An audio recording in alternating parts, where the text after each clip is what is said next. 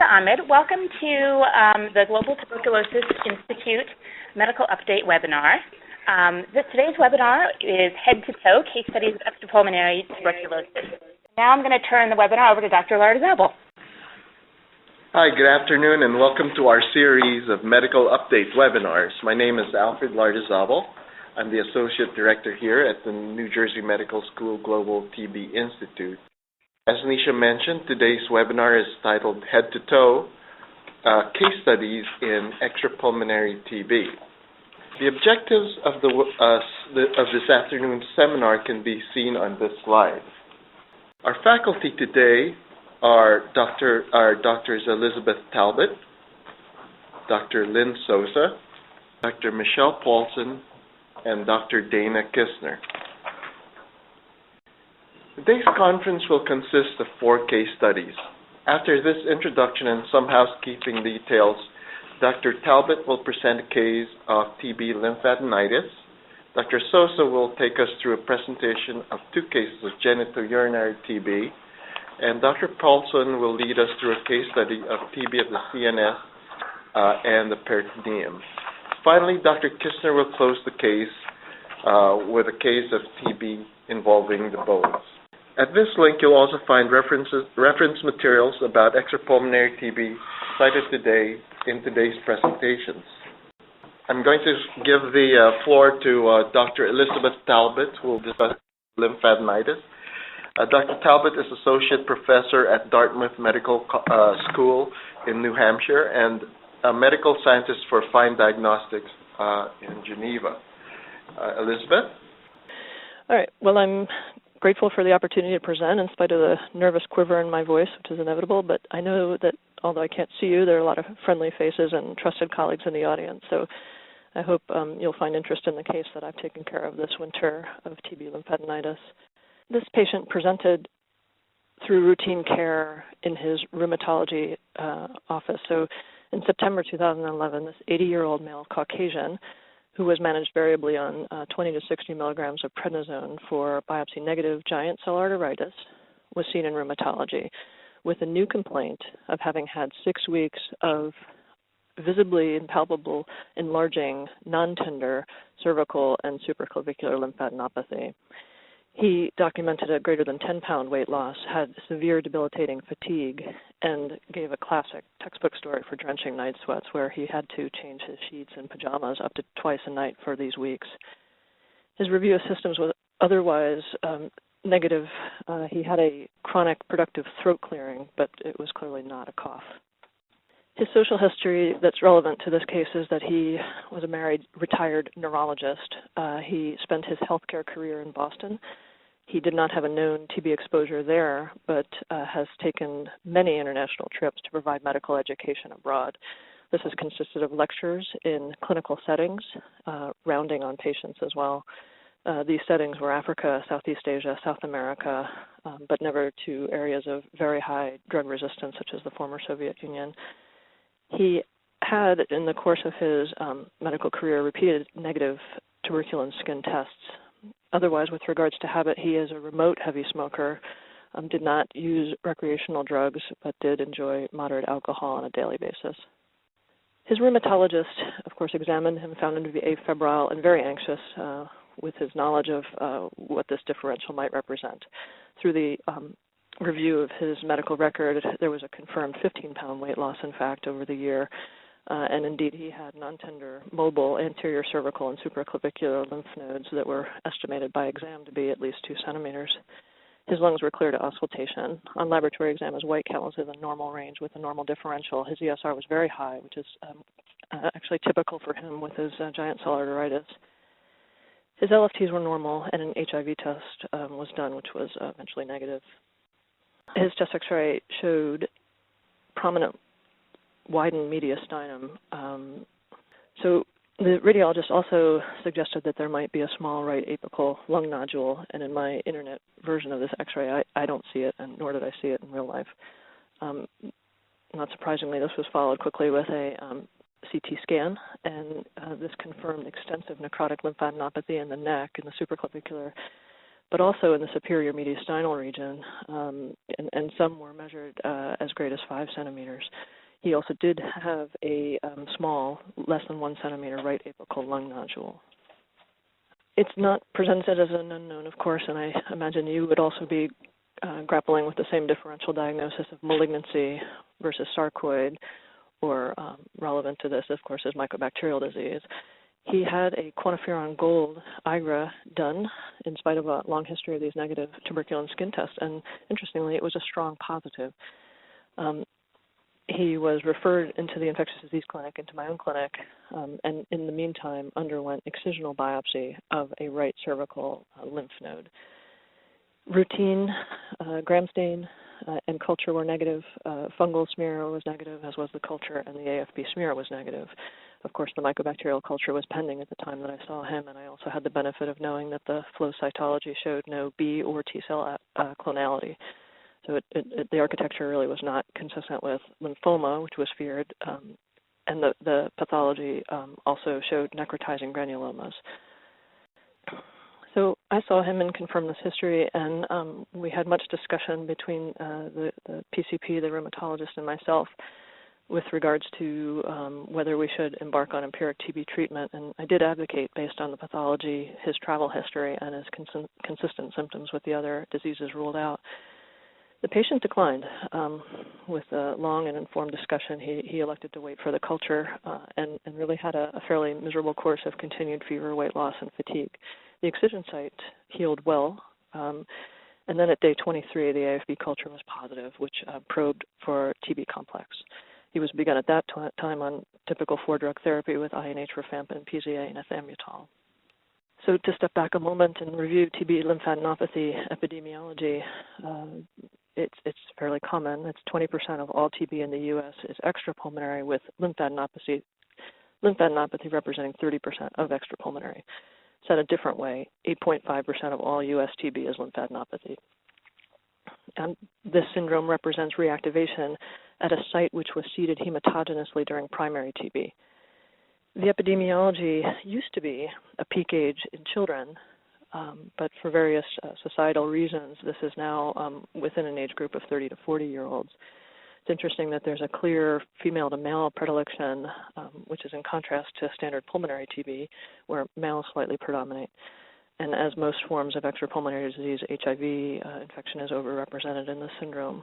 There's also an interesting feature that Asians appear to be more susceptible to this manifestation of TB, and it's speculated that it's perhaps based on dietary consumption, maybe genetics, or the strain of BCG that's used, but it's speculative and not known.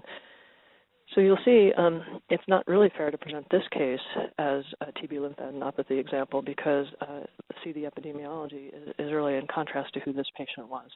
He's not in the appropriate age, he is male, he's not HIV infected, and he's Caucasian. There's a very nice review by my colleagues at Dartmouth. Mao Fontanilla and Ford von Ryan have reviewed the literature on TB lymphadenitis, and it's shown here, confirming some of the bullets on the previous slide, but I do recommend that for your reading. It's in CID in 2011. So the typical presentation, also reviewed in that paper and elsewhere, is that it is most common an isolated chronic non-tender lymph node. Typically, it's described as a firm, discrete mass or matted nodes fixed to surrounding structures. The overlying skin may be, but is not always, indurated, and it's uncommon to identify fluctuants or draining sinuses associated with these lymph nodes. The most common site is cervical, so at least our patient falls there. And the unilateral mass is often in the anterior or posterior cervical triangles. Bilateral disease is uncommon. Our patient had that. And multiple nodes may be involved, which he did. Differential will be apparent as non-tuberculous mycobacteria, other kinds of infections such as fungus, sarcoid, neoplasm. I'm very interested in diagnostics for TB, working with FIND as I do. So I've reproduced the table from the review article I've referenced to show what we do know from the literature in the study shown on the left column with regards to how sensitive culture likely is, smear, appearance on pathology. The GI in that fourth column stands for granulomatous inflammation. The combination of culture and granulomatous information, or the use of the newer nucleic acid amplification tests, So perhaps just in summary, fine needle aspirate is emerging as an important way of diagnosing this disease, but it does appear to be less sensitive than excisional biopsy. It's quoted in summary as approximately 50% sensitive, yet 100% specific. Combining both cytology and microbiology can increase sensitivity into the 90s. One of the more important questions that I have, although I won't answer here, is when is it more appropriate to excise versus aspirate? I didn't find much on that, so if anyone feels themselves an expert and can clarify this for us, I hope you'll put your e-hand up quickly. But I think it's very common within TB clinical circles to be concerned about using fine needle aspiration for the purpose of generating or creating a fistulous tract. I do not find statistics on how commonly that happens, but I certainly am aware of that concern out there. In this case, excisional biopsy was appropriate because we needed architecture given the chief differential diagnosis of malignancy.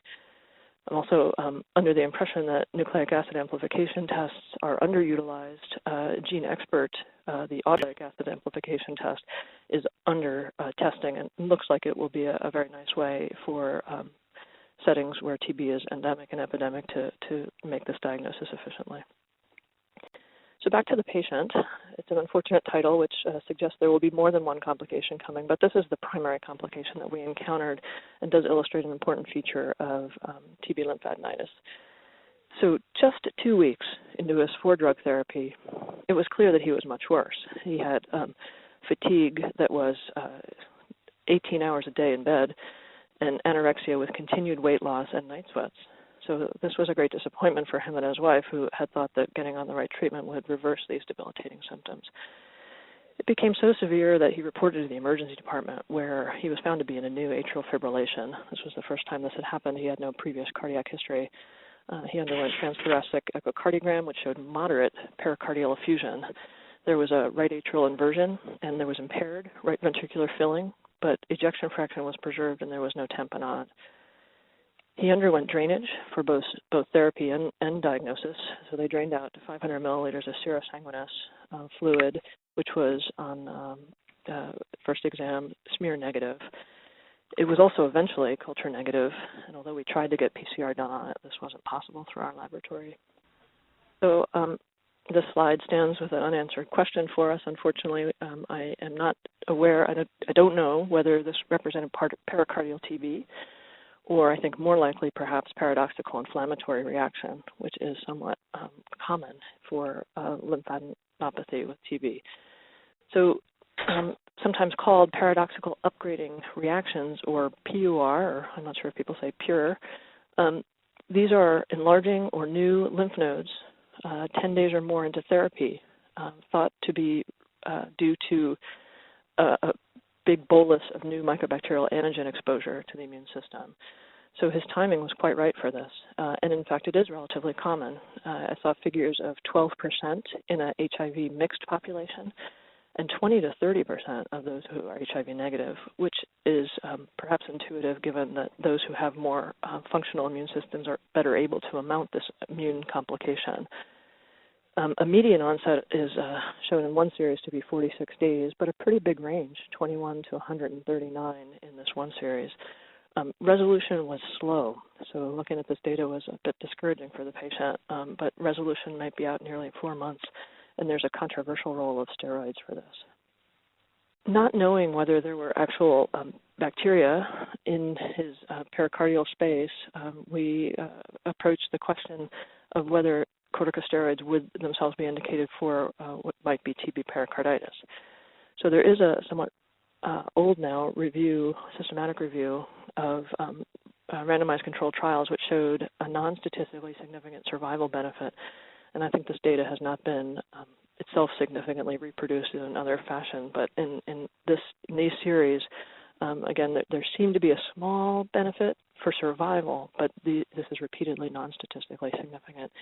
And then with regards to measurement of other outcomes relevant in TB pericarditis, there was no effect of steroids on reaccumulation of effusion, that is need for repeated taps, or progression to constrictive pericarditis. I was able to transition to a continuation phase of ethambutol and rifampin, and we intend 6 months of total therapy, given a review of treatment of this syndrome shows that there's probably no difference in relapse rates between 6 and 9 months of therapy. So we have some remaining questions, of course. I've alluded to the big one, which is if there is a strong suspicion for TB lymphadenitis, whether it is, in fact, dangerous to try finding aspirate for the concern, perhaps theoretical concern, of creating fistulous tracts. The unusual epi that this patient presented us with, and the nature of his pericardial disease, and again, the use of steroids was problematic for this patient, who otherwise I hope illustrates some typical features of this long-known disease of TB lymphadenitis. So I think that's all I have for you. And you said there might be time for 1 or 2 questions, or have I gone over? No. Thank you very much, Elizabeth. I think we have before we move to the next case, we have time for 1 or 2 questions. So if I can just clarify, this patient did not receive steroids. No, he did. He did, in fact. And part of that was based on the decision he had been maintained chronically on steroids for his rheumatologic disease. So his ESR went up pretty dramatically during his first hospitalization.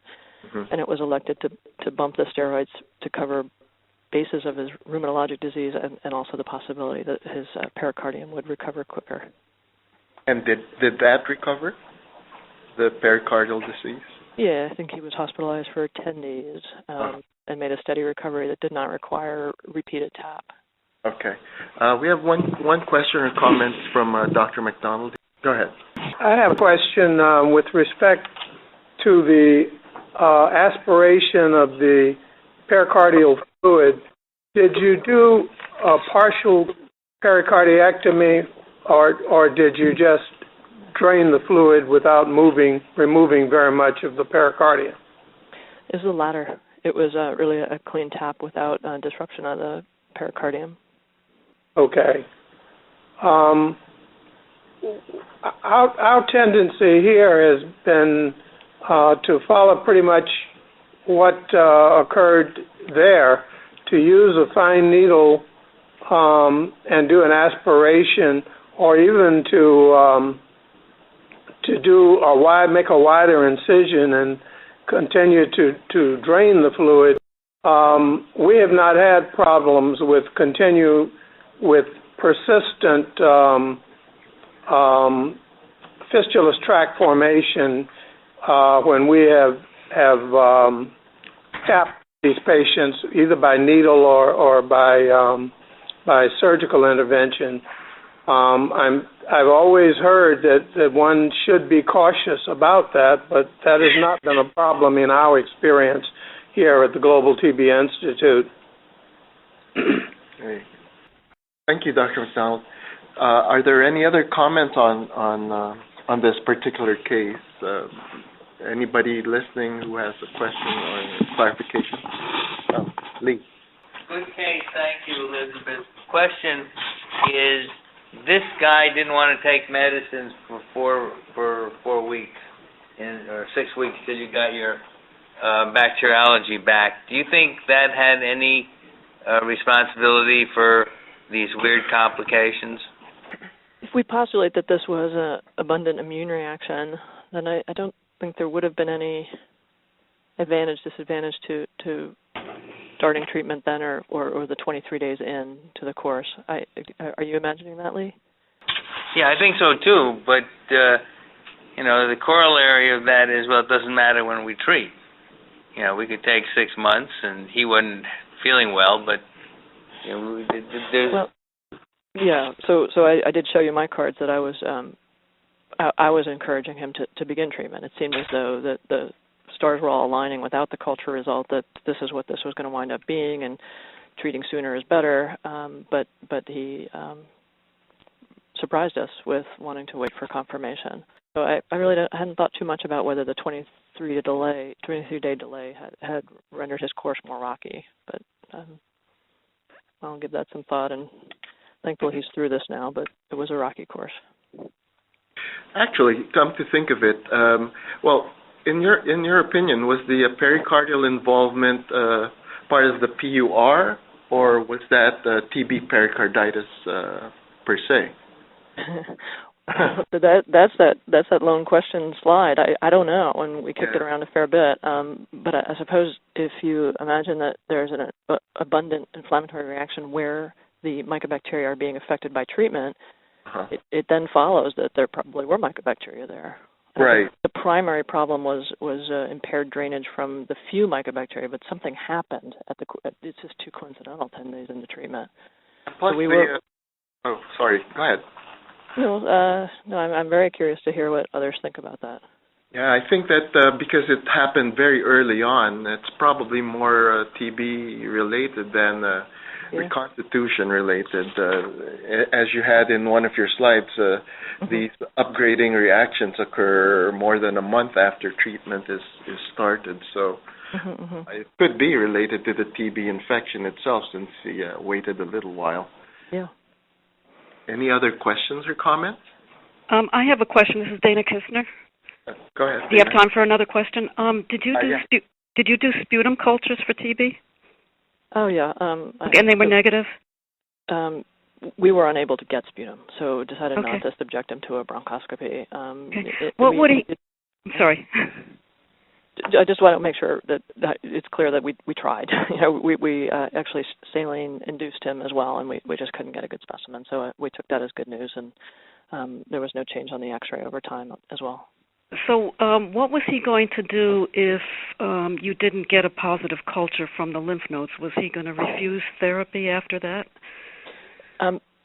I foreshadowed that with him, and said that I would be inclined at any time he changed his mind to start treatment, but at the end of a negative culture, we would still give him an empiric therapy because his symptoms were so severe, and he eluded an alternate diagnosis. I think he would have done that.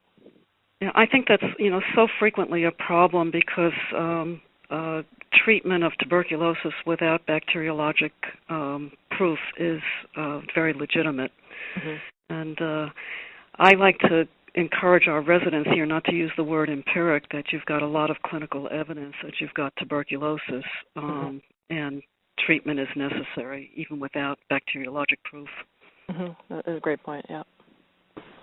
Okay. Well, thanks, Dana, and again, thank you, Elizabeth, for your presentation. We have some time at the end for all the panelists to be available for questions.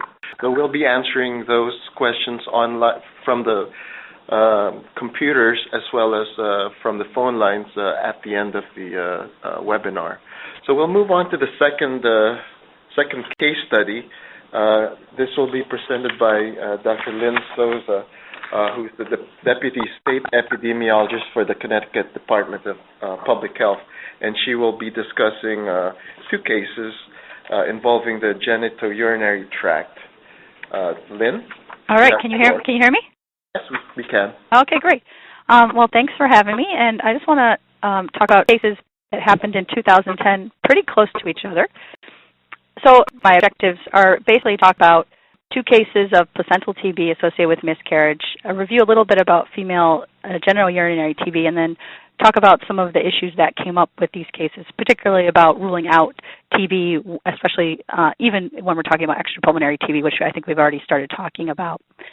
So this first case actually started in January of 2010. And the patient was a 33-year-old woman who had immigrated from Bangladesh in 2006. She was G2P1 at that time, did have a young child at home, and appropriately had a TB screening done based on her history of being from a high-risk country, done at the beginning of her second trimester, and her IGRA was positive. And by the patient report, she did have a chest X-ray ordered, and she did go to have it done, but the radiologist at the facility told her that she should wait to have it done until after she delivered her baby. So she did not have a chest X-ray at that time. Unfortunately, in February of 2010, she was admitted with vaginal bleeding at 21 weeks gestation, and she did have a miscarriage. Now, at this point, the health department did not know anything about this patient, and we were fortunate that the OBGYNs did have the foresight to send the placenta for pathology. So in April of 2010, the placenta comes back as AFB negative but TB culture positive. However, the patient now has a cough and was admitted to the hospital where she had a chest X-ray that showed a miliary pattern, and she was at this point started on anti-TB therapy of 4 drugs. So that was in April of 2010, and in that same year, we had a second case present of a 34-year-old physician who had immigrated from India in 1994. By history, I don't believe we had a documented TST, but by history, the patient did have a positive skin test and had a negative chest X-ray last that we knew in 2003 as part of her employment. She worked at a hospital in Connecticut. However, she had never been treated for latent TB infection.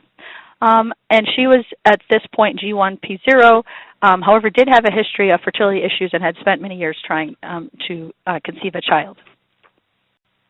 So in May of 2010, this is, again, after we do not know about the patient yet, but in hindsight, the patient did have cough, fever, and night sweats.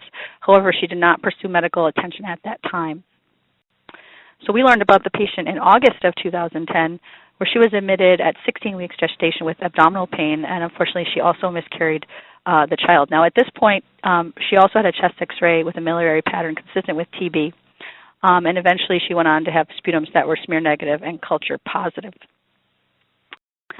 And in this situation, they also sent the placenta for pathology, which showed necrotic gestational endometrium, and it was also smear negative, but they did a PCR that was positive for tuberculosis. So these were two very unusual cases for us, and certainly is female genital urinary tuberculosis is a rare manifestation of TB disease. It often involves the fallopian tubes as well as endometrium. And even though this is not really, probably not an important cause of infertility in the United States per se, it's certainly an important cause of infertility worldwide, with estimates ranging anywhere from a cause of infertility between 1 to 17%. Now, other symptoms of genital urinary TB in women can include chronic pelvic pain, menstrual irregularities, and abdominal masses. So there was a recent review article about genital urinary TB in women in postgraduate medicine, and you're probably thinking that's not, a premier TB journal. However, I think what that points out is that this is really an issue that we don't necessarily think about so much in the United States, especially unless we kind of see these occasional cases. Certainly for Connecticut, the fact that we saw two not only in the same year but within a few months of each other was extremely rare, and who knows when we'll see those cases again.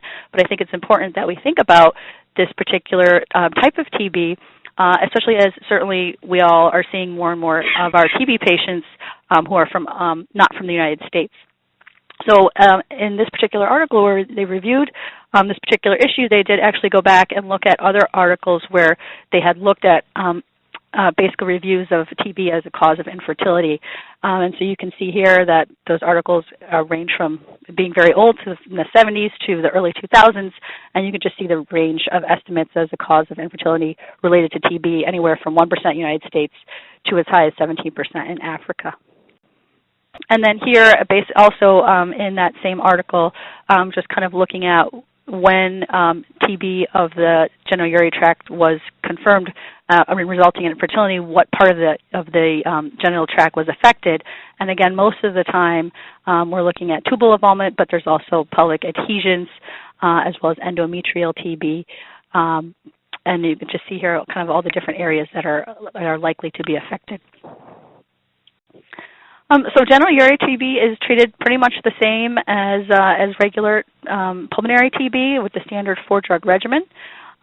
Certainly when folks think about TB in pregnant women, the issue of using pyrazinamide often comes up, at least in the United States, because there has been historically concern for adverse effects of PZA on the fetus, although that has not really been supported by experience, although, again, it's something we always talk about, and I think a lot of times PZA is not really used in the United States.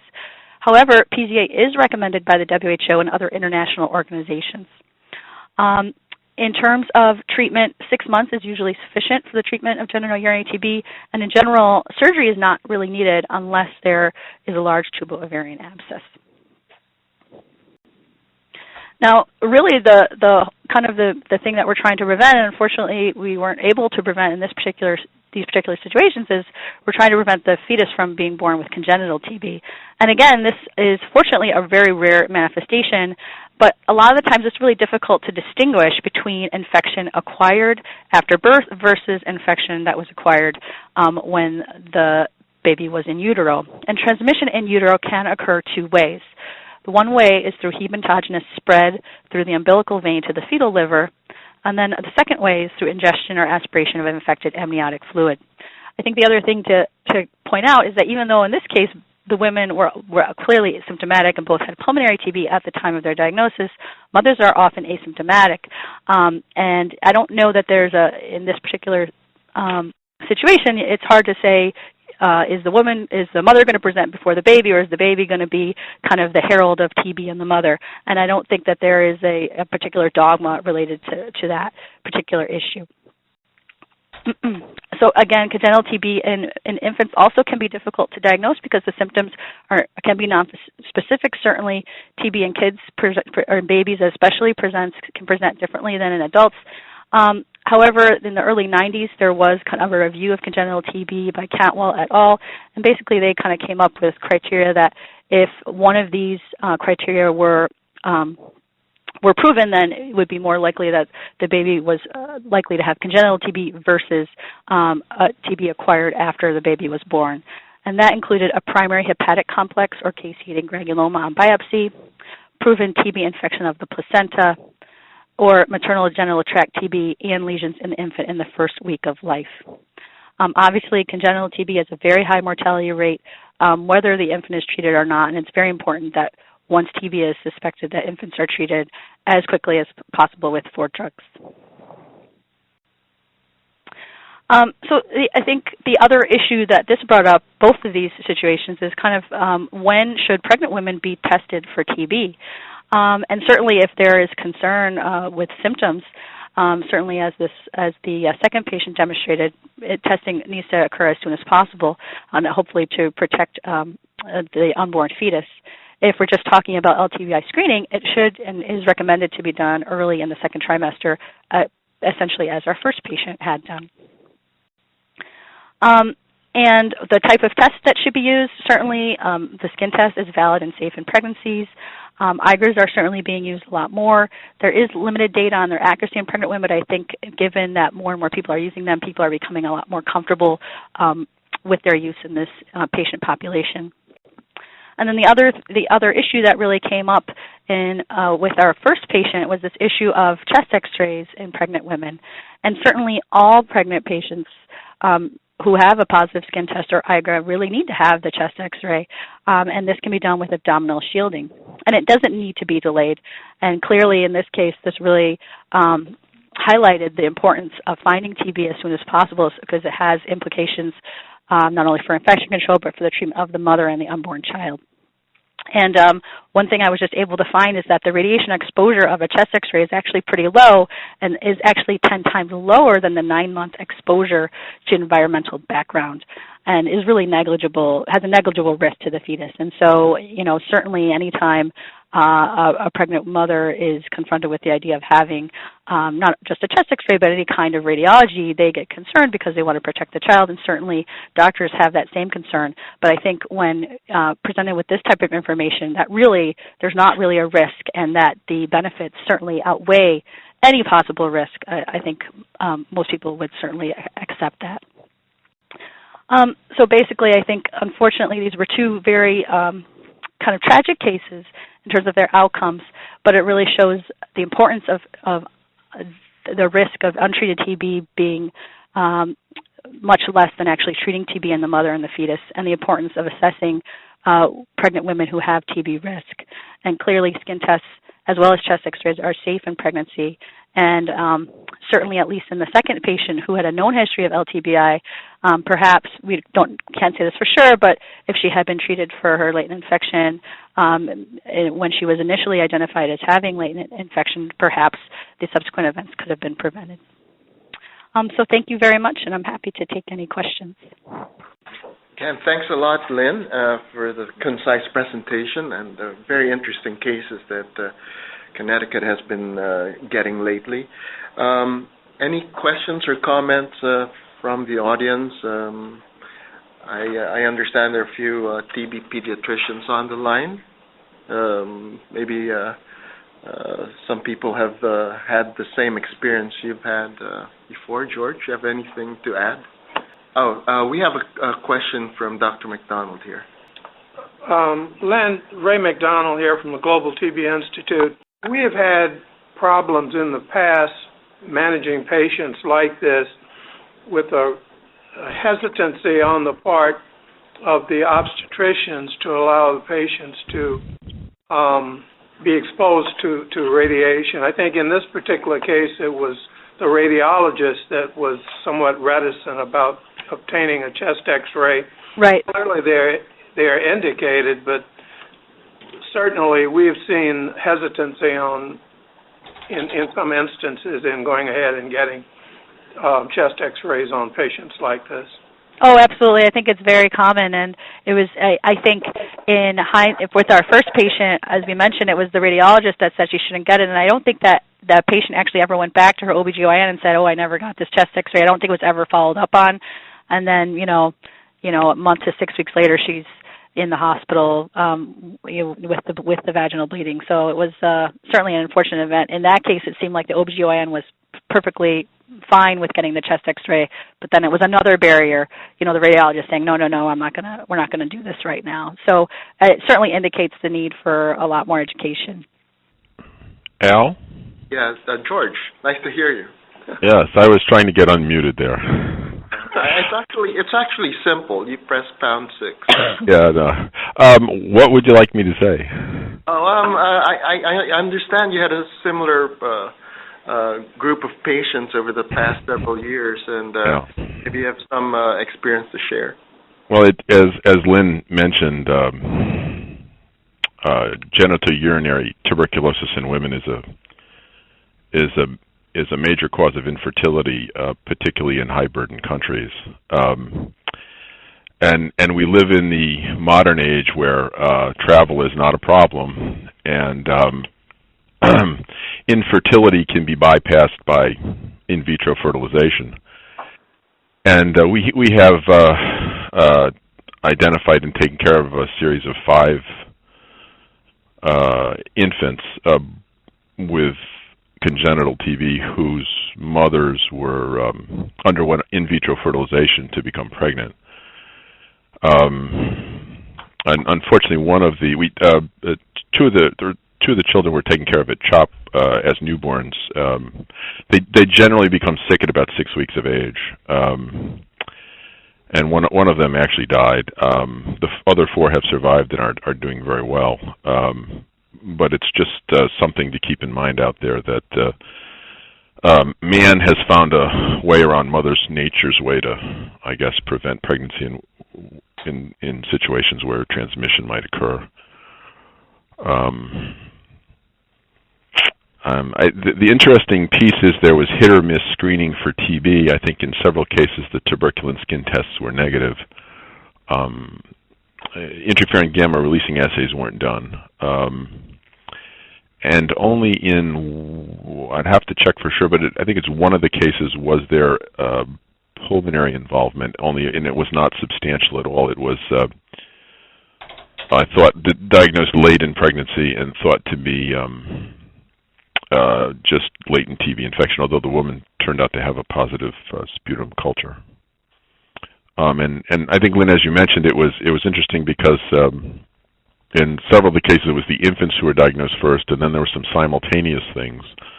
One of the women were asymptomatic before delivery. Post-delivery, one of the women had substantial vaginal bleeding, and that got everybody's attention. But before she was diagnosed, her twins were diagnosed. And I think that's about what I have to say. I don't know if that was helpful, but anyways. Well, thanks, George. In your case, the mothers didn't have simultaneous pulmonary TB, correct? Or TB of the lungs at the same time, or they were most of the ones we've seen here have been isolated to the GU tract, right? Yes. It tends to be as Lynn mentioned, it's an asymptomatic condition generally, and I'm not sure. I think from looking at the literature, and Lynn, you looked more recently than I have, I'm not sure TB screening was particularly effective when it was done. So, in terms of skin tests being positive. Yeah, I think it's hard to say. I think a lot of the literature I saw, for obvious reasons, is coming from, like the Indian continent and things like that, where I don't really know how much screening they're doing. They're certainly just reacting to how much disease burden they have. Sure. All right. Well, again, thanks, Lynn. We're going to have to move to the next case because we have two more, and we'll be available. You'll be available for questions at the end of the session. So, thanks. And for the next case, we have Dr. Michelle Paulson, who's a physician with the Science Applications International Corporation in Frederick Incorporated, the National Institutes of Health, the National Institute of Allergy and Infectious Diseases in Maryland, and she'll be discussing a complicated case involving an HIV-infected individual. Michelle? Okay, thank you for inviting me to do this case presentation. So this is a patient who was referred to the Washington, D.C. Department of Health chest clinic. And she is a 40-year-old woman who won the green card lottery and immigrated from Ethiopia in October of 2010. She had previously worked as a lawyer while she was in Ethiopia, and her husband unfortunately passed away 2 years prior, and she came here to the U.S. with her 5-year-old son. She had no significant past medical history or any bad habits like alcohol or tobacco or drug use.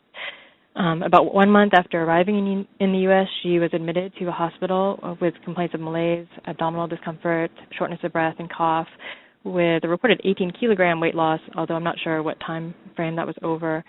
And unfortunately, she was diagnosed with a new diagnosis of HIV infection with AIDS with a CD4 count of 10.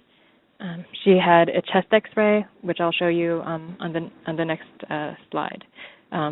Incidentally, we have no record of her having a PPD or an IGRA done, and we also don't have any information about her immigration workup prior to arrival. So this is the CAT scan that she had. As you can see, I don't really need a pointer, but there's a large right pleural effusion here. And then over here in the abdominal slices, you can see in the spleen, there are these low-density lesions, as well as some ascites and some necrotic nodes. So the radiologist formally read her CT scan as consistent with lymphoma. And so she carried around this diagnosis, and the primary physician who saw her there was initially very concerned about malignancy and sent off numerous tumor markers. So because of this worry about malignancy, she underwent a retroperitoneal lymph node biopsy, and the pathology showed that there were intracellular acid-fast bacilli, but no caseous necrosis. And the pathologist read this as suggestive of Mycobacterium avium intracellulare. And we actually don't have any information if it was actually sent for culture, so we don't know if that was actually confirmed. She was started on thiambutal and azithromycin for possible MAI. And at that point, she was discharged actually to hospice because her physician felt that she had end-stage AIDS and was not salvageable, essentially. And I think their working diagnosis at this point was MAI of the abdomen and lymphoma. And it doesn't seem to me that TB was considered as a possibility. She was not started on any clinical or empiric treatment. So, unfortunately, she has the 5-year-old son, and they went through some effort to try to get him put up for adoption.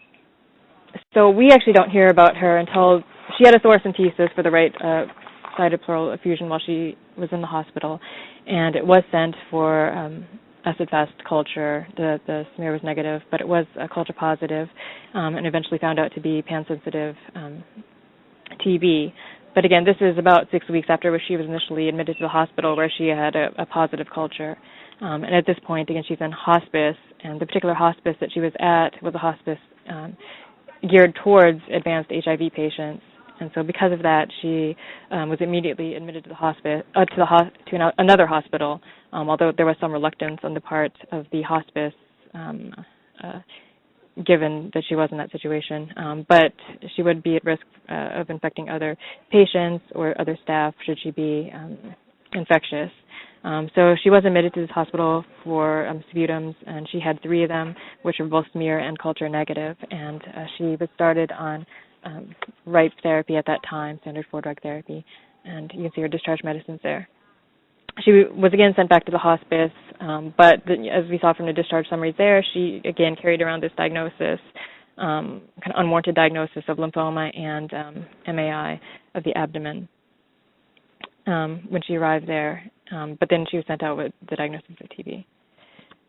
But they didn't want to address her HIV infection and still thought she was not salvageable. So when we saw her, she had significant nausea and vomiting, and she had developed some hepatotoxicity. Her bilirubin was a little over 2 times the upper limit of normal, and she had dropped her platelets significantly.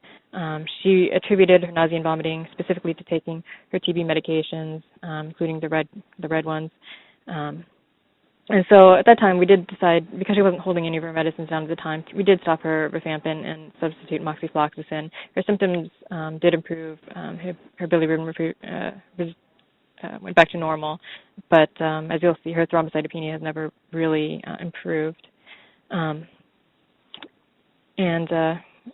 We didn't re-challenge her with rifampin, and that's a whole other issue. But she ended up just staying on moxifloxacin as a substitute. So our biggest concern now is we could treat her TB, but we're concerned that somebody should be treating her HIV infection. So because I'm here at the NIH, I know that there's a protocol specifically looking at immune reconstitution syndrome that she fit into, and has a pretty loose inclusion criteria. And so her CD4 count, it had to be below 100, which she easily fit, and she was drug naive.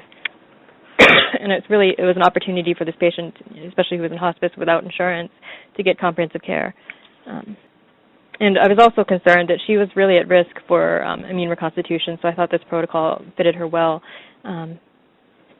Given at this point, I thought my working diagnosis for her was pleural TB as well as probable peritoneal TB. And we know that iris is more likely to be associated with disseminated disease. So as you can see, this is her CAT scan from early February of last year when she presented to the NIH. And this is in her abdomen. She has this string sign where there's hardly any contrast getting through the lumen of her transverse bowel, as well as some necrotic lymph nodes, some bowel edema. She still has this residual loculated pleural effusion here. Of note, she was C. diff positive, so she has C. diff colitis as well, which could explain some of the bowel signs on her CAT scan, but it wouldn't explain she still had the splenic lesions and necrotic nodes. So she had complained of a little bit of dizziness at one point, and so an MRI of her brain was done, and incidentally it found a ring-enhancing lesion here in her left basal ganglia. It was about 1 centimeter. There were also some 3 smaller lesions in her right parietal cortex, right pons, and left cerebral hemisphere, which I didn't show in here. But she had no other meningeal symptoms at the time. And she did undergo CSF analysis. Unfortunately, something happened and CSF was not sent for cell count, glucose, and protein, and it couldn't have been added later because I'd used all the fluid for other things. And she had a horrible post-TAP headache, almost to the point where she needed a blood patch, so a repeat CSF analysis was not performed, but they did do AFB sequencing and AFB culture, which were both negative. Incidentally, she was toxo-IgG positive, so she was placed on empiric treatment for toxoplasmosis, since that's also in a differential for somebody with advanced HIV infection with ring-enhancing lesions, in addition to intracranial tuberculomas. Okay, so that brought me just through a polling question. So would anyone here start steroids? And I realize that there are no CSF chemistries to guide you. So what would you think? Yeah, well, we have about 30 seconds for the audience to put their answers in. So this is 1 month after TB therapy is started. she gets admitted under this IRIS protocol, and this is what you find. Is that correct? Correct. And deterioration of her clinical status? No, she had improved a little bit. She was starting to show some weight gain. Mm-hmm. All right. So go ahead. Go ahead. Oh, she didn't have fevers at this point. Okay. All right. So up here on the polling slide, it looks like a majority of people would start steroids, 78% compared to 21% who would hold off steroids. So what happened to this patient? Okay, so no steroids were actually started. In spite of the fact that we didn't have evidence of true meningitis, and of course it doesn't mean it wasn't there. It just wasn't looked for because the counts weren't sent. But these lesions were relatively small, and looking at the literature, I couldn't find a whole lot of evidence on just intracranial tuberculomas with a benefit for steroid use alone. Obviously, with TB meningitis, there is good evidence that it decreases mortality. But I just wanted to get other people's opinions, and I guess we could talk about that at the end. Certainly. Okay, so this shows a comparison of her MRIs of the brain pre- and post-toxo treatment. So this is about a little over a month after her empiric toxo treatment, and as you can see, her lesion really hasn't changed, and so it's thought that it's not toxo-related because you should see improvement after a couple of weeks of toxo treatment, and so her sulfadiazine and pyrimethamine were stopped. And at this point, the working diagnosis is that this is intracranial tuberculosis. So as part of their protocol, she had to undergo some pheresis and other evaluations prior to starting her antiretrovirals. And so about 6 weeks after her TB treatment was initiated, she began tenofovir, emtricitabine, and efavirenz, or atripla. And as you can see, she started out at this point with a CD4% of 3%. This is just a side teaching point. Because she's on a protocol here, they want to optimize treatment. And so she did have drug levels sent of her TB medications. And these are drawn 2 to 3 hours post. And as you can see, most of them are within range except her moxifloxacin level was almost undetectable, which is very alarming considering she was not on rifampin. And so her MAR was reviewed, and somehow it was missed that she'd been given some magnesium as a one-time dose initially. And then they were giving it as they got her labs back, and so it wasn't a standing dose, but it seems like every day she was getting some magnesium. So it wasn't tracked that easily in her MAR, and so then her magnesium, because that can interfere with absorption of moxifloxacin, the time of administration of her magnesium was shifted appropriately, and a repeat moxi level was closer to target. And so I just threw the slide in there because, again, normally this isn't something that we would have been able to do if she were an outpatient at our clinic. But it's mostly, therapeutic drug monitoring is mostly indicated for people who have treatment failure or people who have drug resistance and you're using second-line drugs, or people who have medical comorbidities that could result in abnormal absorption. And so that is, you could potentially argue that is a concern in her, given that she has so much gastrointestinal pathology going on, and given that also in HIV, studies have shown that levels of drugs are lower, although it hasn't necessarily correlated with outcome or treatment failure. So then about 49 days or 7 weeks after she initiated her antiretroviral therapy, she presented with increasing abdominal girth, and CAT scan showed increased ascites as well as some lung nodules.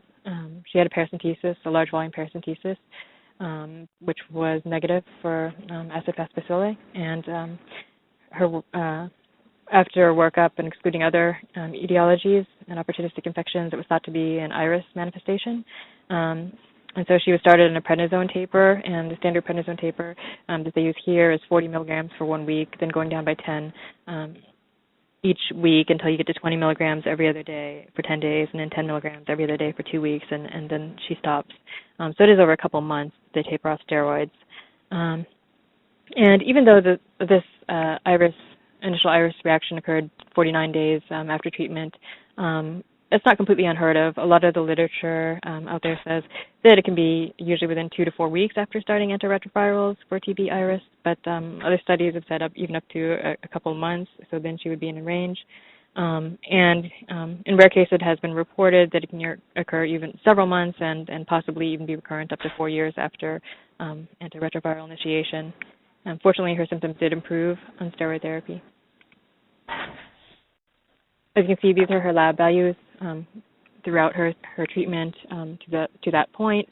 It is interesting to note when she had this initial iris reaction in April that both her platelet count, which had remained suppressed, had rebounded to normal, as well as she had a bump in her ALT. As far as her iris goes, her CD4% at that point had doubled, and her viral load had become suppressed, as you'd expect.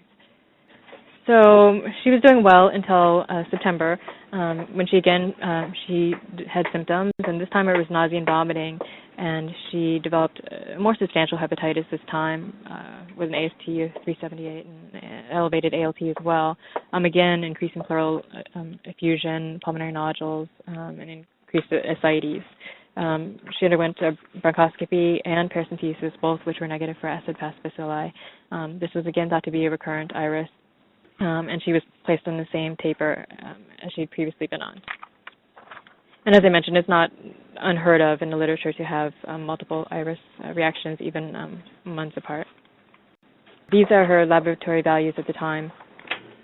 Again, she had the hepatitis, and interestingly, her platelets did go up again. She did improve after her steroid taper, and here in January, which is the most recent CD4 count I had, she had over tripled her percentage of CD4 cells, and her viral load has remained suppressed. So she's doing well in terms of her HIV.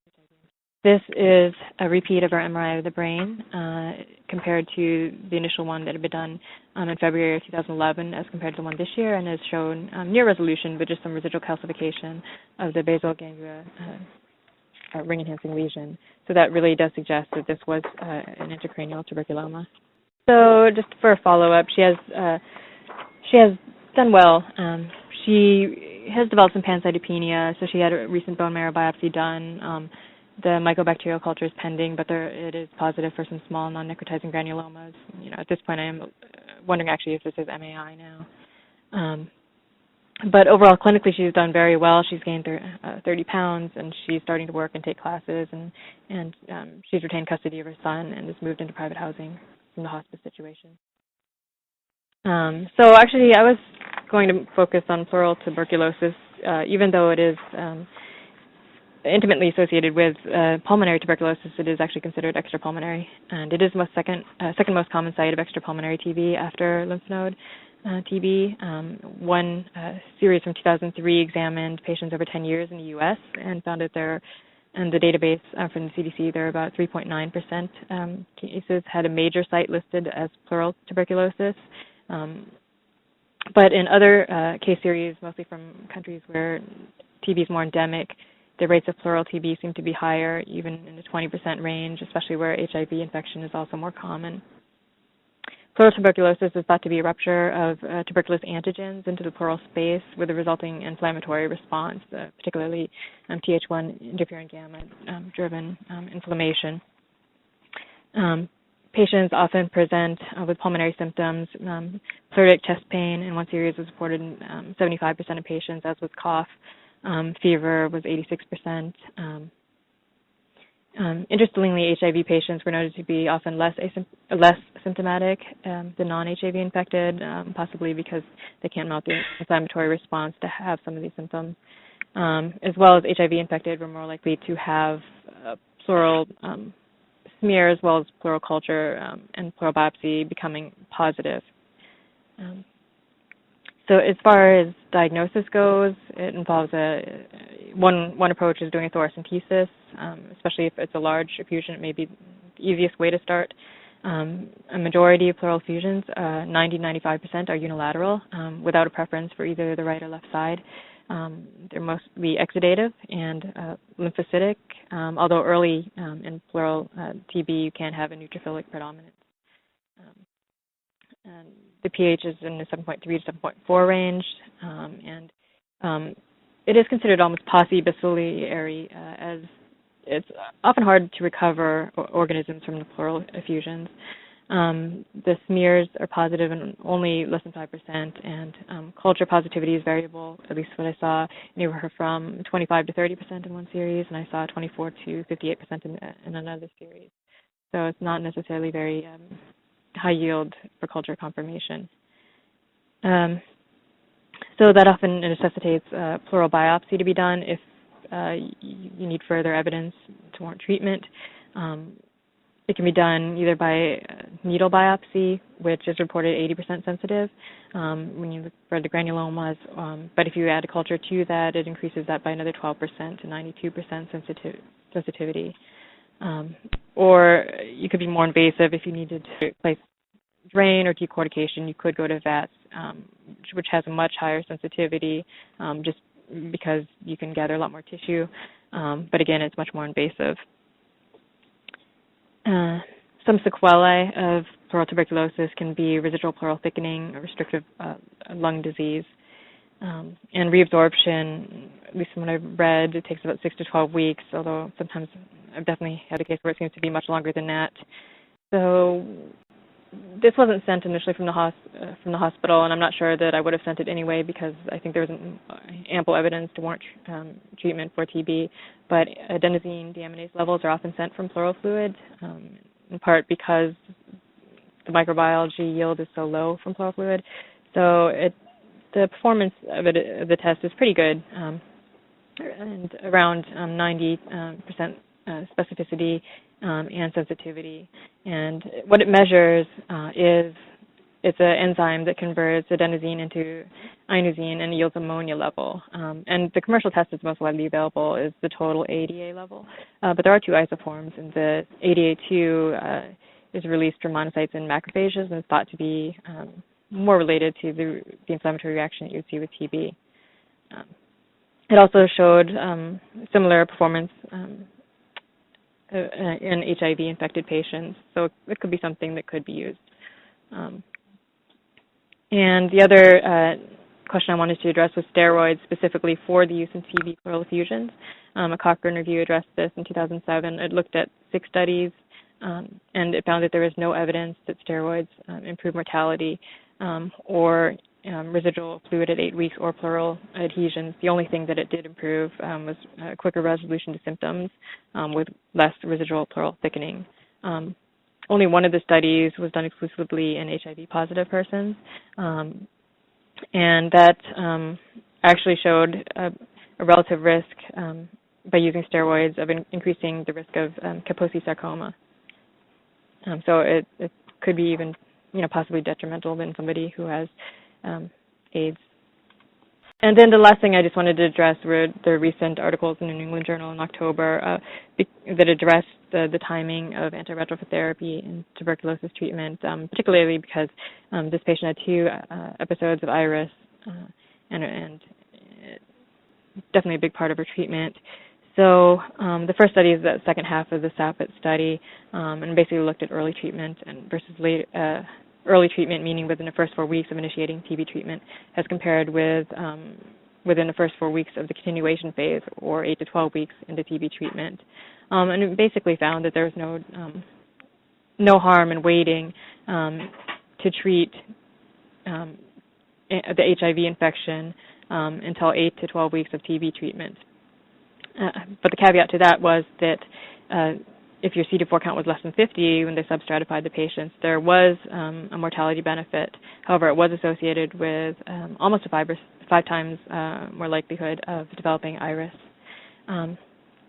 Also, with all of these studies, a majority of the patients were not in extrapulmonary patients. In this particular study, they were all pulmonary positive patients, but you could have extrapulmonary as well, but you had to be pulmonary positive. And in each group, there was only 10 extrapulmonary patients in the early group and 9 in the later group, so it is a little bit to extrapolate to our patient. Second study is the ACTG study, which again was looking at similar groups. This one, instead of 4 weeks, it's within 2 weeks of starting TB treatment as our early group. the CD4 count, the median CD4 count was lower in this particular study, but again, it had relatively low enrollment of extrapulmonary disease, although there were some in the blood and there are 5 plural cases overall.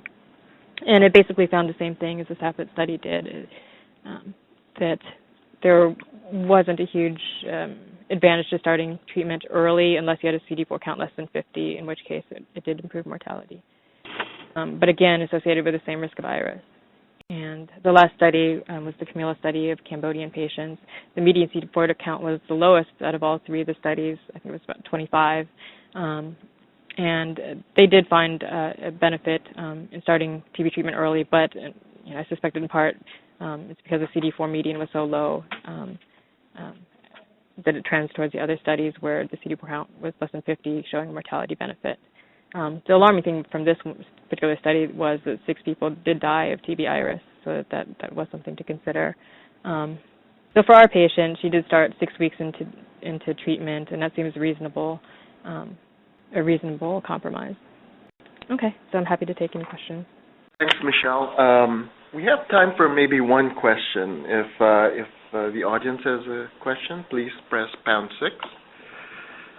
And while we're waiting, I'm surprised that the first group of healthcare providers who took care of this patient basically gave up right away, as if they were treating HIV in 1995. And, I'm shocked. But so I can tell you one of the summaries that I saw from the attending physician said that she could go back to Ethiopia to get physically stronger and learn some English and then come back, or she could be referred to hospice.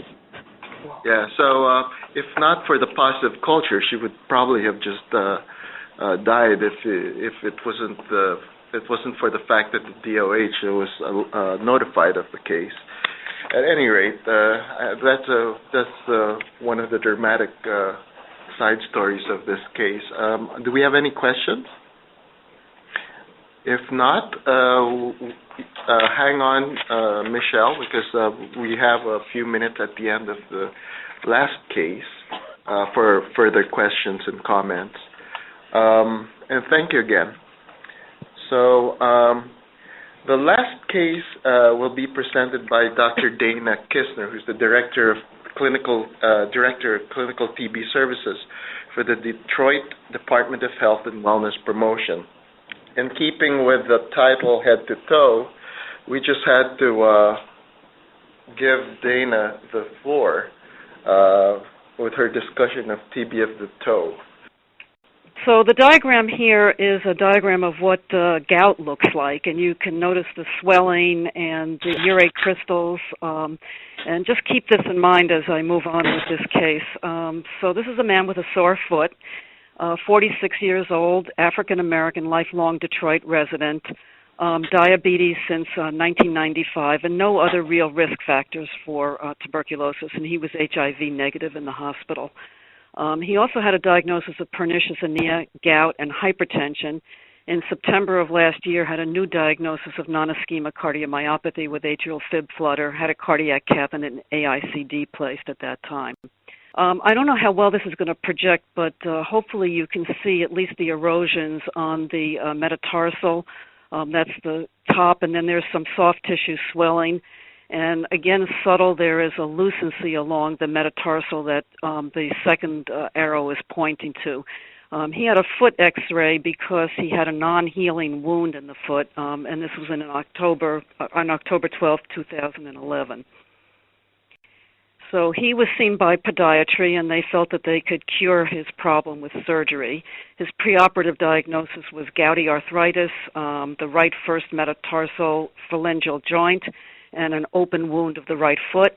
He had a first metatarsal head resection and excisional debridement of the wound, and the biopsy was consistent with gouty arthritis, and I have already reviewed this first biopsy with the pathologist, and that's all they saw at that time. But the foot didn't get better. Down on the bottom right, you can see that he had the surgical resection of the top of that metatarsal bone, and there are still erosions in both the first phalangeal joint and the It is very subtle as I'm looking at this on the computer of the end of that metatarsal. So on November 27th, with a preoperative diagnosis of a surgical wound infection and an abscess, he had an incision and drainage and debridement to bone. And the pathologist wrote down a nice report and said he had mixed acute and chronic inflammation, including necrotizing granulomas, and that special stains were negative. And you can see this over here. There's a high power and a low power field with a nice foreign body giant cell, not foreign body giant cell, a giant cell in the middle. And you can see the pink material, which is the caseation and necrosis. And on the bottom where the high power field is, you can see some inflammatory cells. And this is typical of tuberculosis. But tuberculosis was not mentioned. Nothing else was mentioned in the path report. So his sore festered, and in mid-December 2011, the patient was in and out of our ED, shelters, nursing home. Our Detroit Medical Center became a for-profit organization about a year ago, so moving people out is something that our hospital likes to do. On 12/28, he was petitioned by a shelter for admission to the hospital, but again was discharged on January 11th. Of this year. He was readmitted about a week later, and he remains in the hospital today.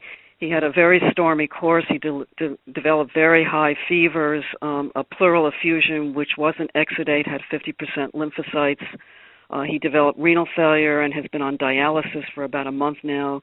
He had heart failure and respiratory failure, spent about a month on a ventilator. And tuberculosis was never considered during this time, and cultures for mycobacteria were never obtained, including from the pleural fluid and the CSF. So he had both a thoracentesis and a spinal tap done. And our medical center sees quite a bit of tuberculosis, so this is very disappointing. On February 3rd, in the middle of his course of respiratory failure, he had another one of 5 procedures that he had on the foot. And this time he had necrotizing granulomas involving the bone, and you can see those giant cells in the middle. And again, the caseation and a little bit of inflammation. So finally, around the middle of February, this X-ray was noted, which was a little bit of a change. There's a small cavitary lesion that you can see down on the bottom. And he had a pattern which some people described as miliary. I don't think that's really miliary. And other people felt it looked like tree and bud. And for that reason, tuberculosis was finally suspected. A BAL was negative. 3 sputums were obtained, and on February 10th and 11th, the sputums were read out as 1+ positive for AFB. We take about 48 hours to get our nucleic acid amplification test done, and that was positive for MTB. And yesterday I found out that the cultures were positive.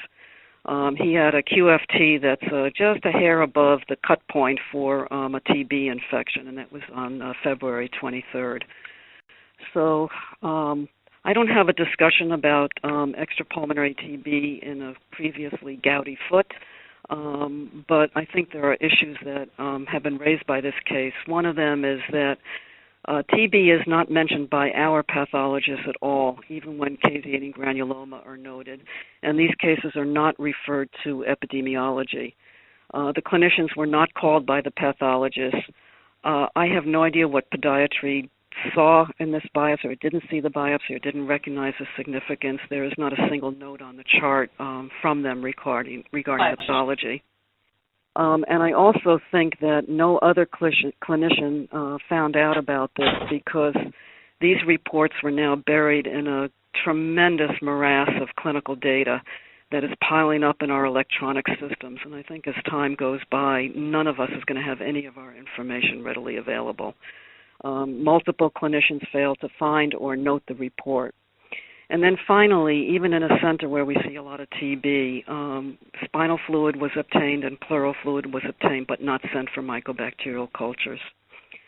So I'll open this up to questions or comments. Thanks, Dana. Any comments or questions from the audience before we open it up to the whole panel? Would you conjecture to tell us how you think the organism got to the toe? We were talking about that before because I felt that was an hour-long talk. My suspicion is that he had gout all along, but I'm not really sure about that. It's really hard to say.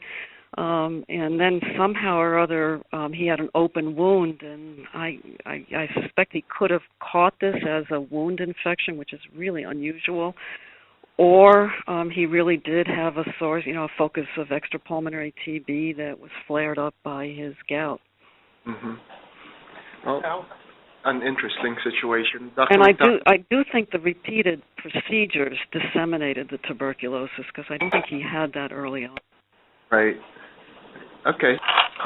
Ray McDonald here.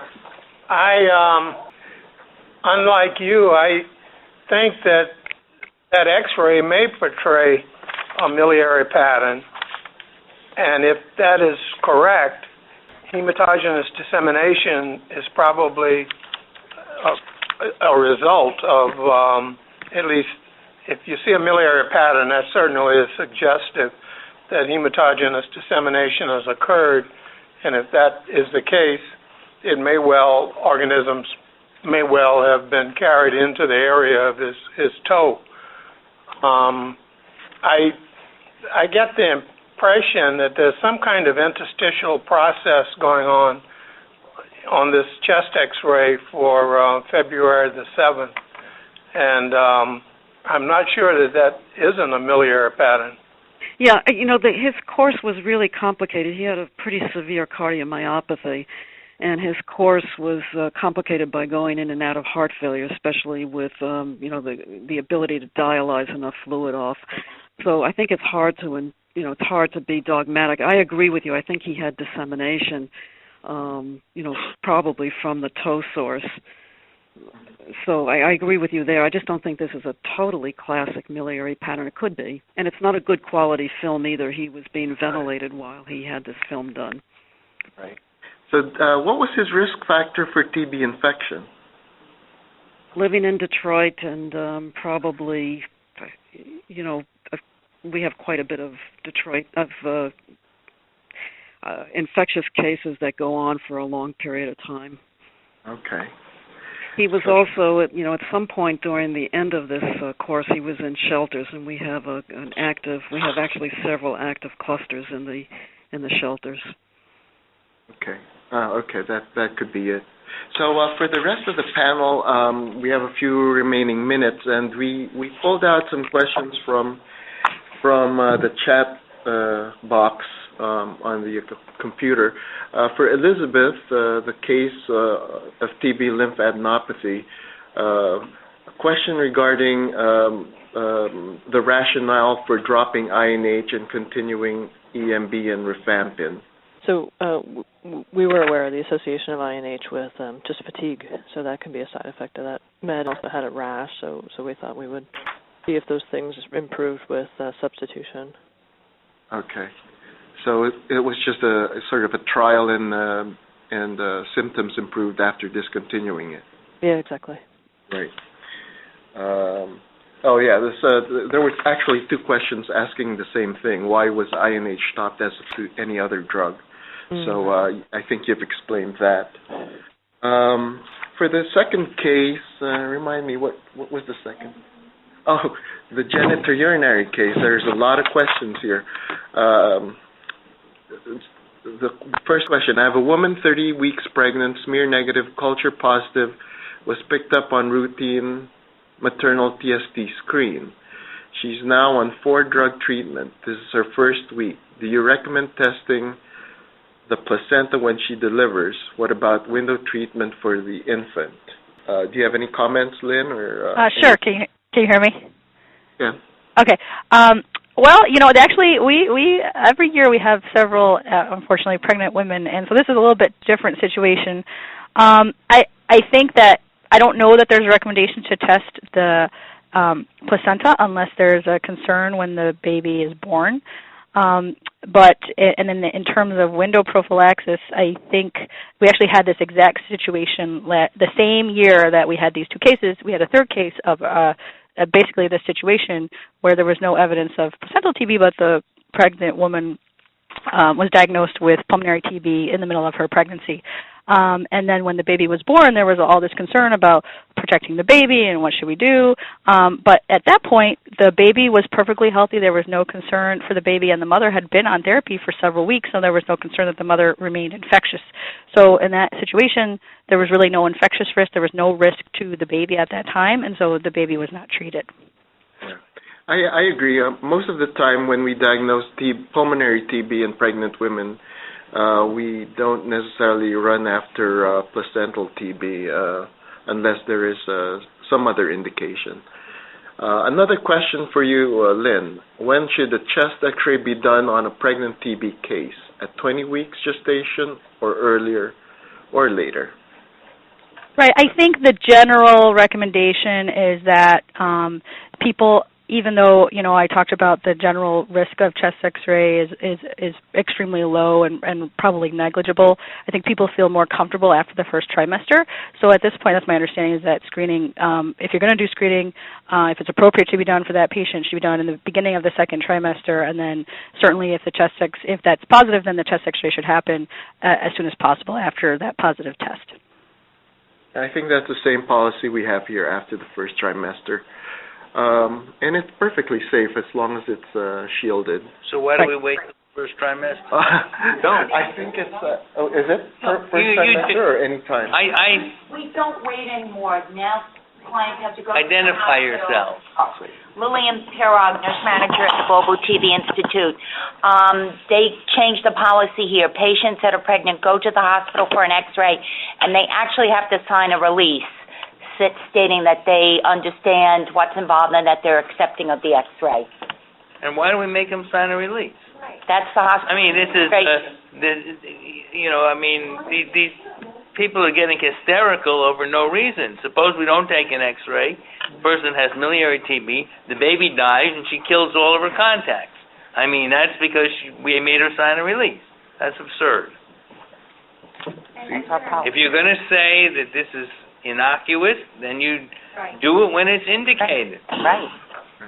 It is in our New Jersey standards of care. If you have a positive skin test or an EGRA, then you should have a follow-up chest X-ray regardless of the trimester. Right. So that's the policy. So as you can see, there's still a lot of controversy with screening and testing pregnant women. No controversy. That's silly. Well, policymakers. Not us. Well, that's our role. We have to move things along. So another question, do pregnant women reactivate LTBI more than non-pregnant women? Did you come across any information? I didn't necessarily. A little bit. I don't know. I don't think I'm that well versed in literature to comment completely on that. But you could argue that there's a lot of other things going on in the pregnant women, and certainly they might be more likely to reactivate TB at that point. But to be honest, I'm not really familiar with any particular data on that. No. Pregnancy is not a risk. Yeah, I don't think in this training room here, everybody's stating that pregnancy shouldn't be looked at as a risk for TB, and it's been stated as such. So. Right, and certainly that's not pregnancy in itself is not a reason to do a skin test or an IGRA. Oh yeah, definitely, especially with the high-risk population. One last question, Lynn. Are you recommending that all otherwise healthy IGRA-positive women start LTBI treatment during pregnancy? Thank you.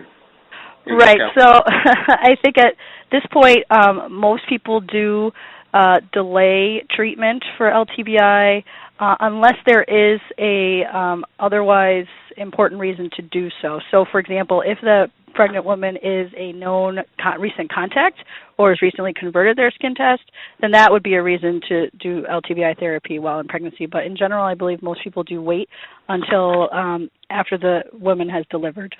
I think HIV is. HIV positive. Yeah, certainly if the risk for reactivation is there, or HIV or any other form of immune suppression, then they would probably treat during pregnancy. Sure. Yep. So a question for Michelle. If you can hear me, press #6 to unmute yourself. Was the 5-year-old son of the Ethiopian lady tested for HIV and TB? I believe he was. I believe he's HIV negative, and he is on LTBI prophylaxis. Okay, great. Last question for Dana. Is he being treated with the appropriate drug regimen, and is there improvement being noted? His fevers have gone away. He's off the ventilator. He's mentally not normal, and his treatment is obviously complicated by his dialysis. Currently, he is on correct doses. Okay, thank you. Again, a great collection of extrapulmonary cases. I think kind of in line with next week's World TB Day celebration. Extrapulmonary TB is a little more difficult to recognize and diagnose, and unless you think about tuberculosis or the possibility of TB, you'll never really diagnose it. So thanks to the four great speakers. By the way, they were all female physicians from the Northeast. We're all proud of their participation this afternoon. By the way, that's all the time we have allotted for this afternoon's conference. Anisha has one more announcement.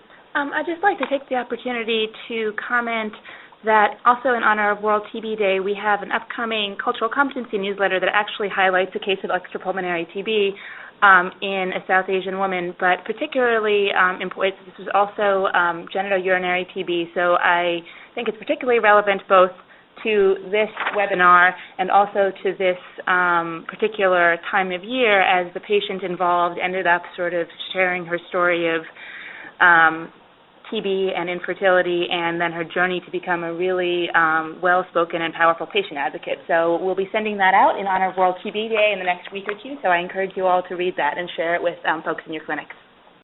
And finally, the Global TB Institute provides medical consultation services. You can call 1-800-4TB-DOCS with any questions requiring medical consultation if you're from the Northeast region. If you're from some other region, you have your RTMCC to call. This concludes the conference. Thank you for your participation, and again, thank you to all our speakers who have done excellent in today's webinar. We'll be seeing you in our next conference. Thank you.